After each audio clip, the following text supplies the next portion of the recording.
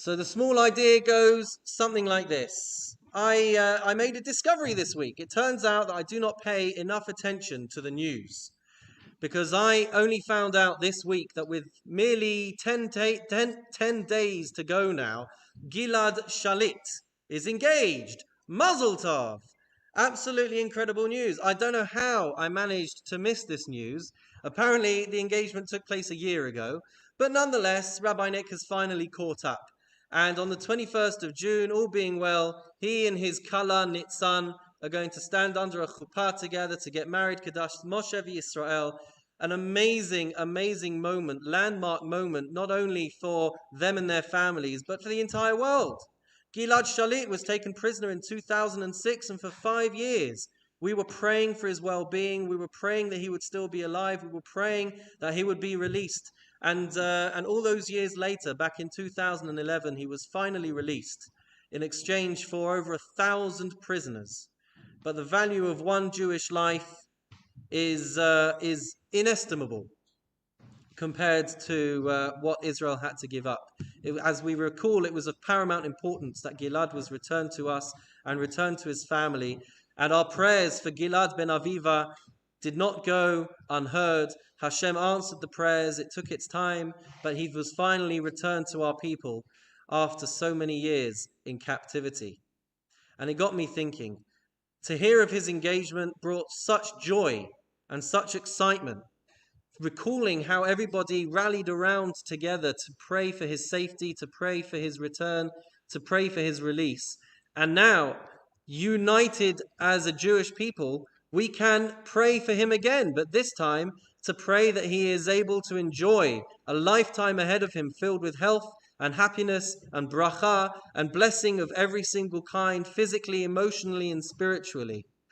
And it dawned on me that the story of his captivity captivated our attention, most notably because of the concept of Kol Yisrael Arevim Zeh Bazeh, a very famous concept that all of the Jewish people are intertwined. And there was a rabbi called Rav Moshe Cordovero who in the 1500s said that we don't just read this as we have a responsibility for the well-being of every other Jewish soul, but Kol Yisrael Me'urav Zeh Bazeh. Every single Jewish soul is intertwined, is encompassed, and is enmeshed with each other. It's an amazing concept. Within our souls are the souls of every single one of our Jewish family and friends. We all come from the same origin. We all come from the same source. We are all part of the worldwide neshama of the Jewish people. And it dawned on me that the fact that we are able to be happy for others and to be able to pray for others and to be able to care for others, perhaps this nukudah, this point of understanding that we can all feel the energy and all feel good when other people are succeeding and when other people are victorious, this perhaps is the nukudah that Korach missed out on in this week's parasha. Korach, who managed to rally around 250 significant individuals, to rally them around and to protest against Moshe and Aaron being assigned with the responsibility of the leadership of the Jewish people. If only Korach had realized this important message, that it doesn't matter who is at the top, just as long as we are all able to support and to hold up the nation, support each other in their moments of success, help each other in their moments of failure and in their moments of grief. It's an amazing idea for us to take away. It's an amazing idea for Archie, who is embarking on his life as a Jewish man. Archie, we're looking at you. They can't see you, but I can try and rectify that in a minute.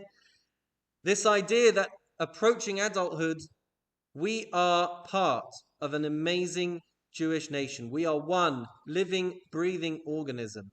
Together we can achieve a great deal. Archie, your Hebrew name is Achi, my brother.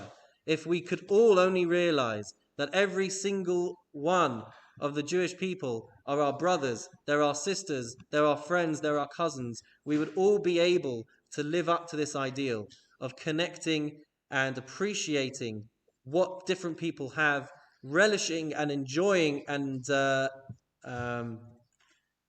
living in other people's moments of happiness and engaging and supporting people in their moments of sadness. With that, I will wish you all Shabbat Shalom. And we are going to turn over now to Archie for his amazing Kabbalat Shabbat.